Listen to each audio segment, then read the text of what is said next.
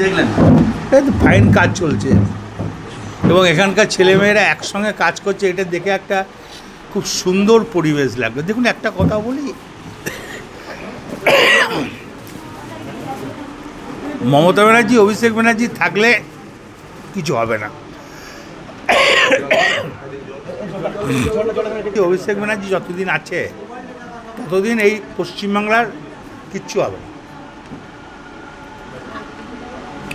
সবটাই মমতা ব্যানার্জি অভিষেক ব্যানার্জি দেখে দেবে, এটা আমি জোর গলায় বলতে পারি। আর একটা কথা ভাববেন, এসআর করার পর কিন্তু এনআরসি হবে, যেটা আসামে হয়েছে।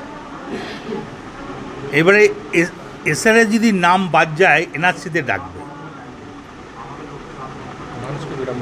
এবং তখন মানুষ প্রচণ্ড বিড়ম্বনায় পড়বে। এই জন্য সব মানুষকে বলবো যেন এসআর করে নিজের ভোটার লিস্টে নামটা তুলে নেয়। দেখুন আসামে কিন্তু 14 লাখ হিন্দু লোক জেলে আছে। এটা কিন্তু ভুল ধারণা যে খালি মুসলিমরাই জেলে থাকবে, হিন্দুরা থাকবে না, তা নয়। আসামে কিন্তু হিন্দুই বেশি আছে। এই জন্যই সবাই মিলে একসঙ্গে হাতে হাত মিলিয়ে এখানকার ছেলেমেয়েরা যেভাবে কাজ করছে প্রবলেম হবে না।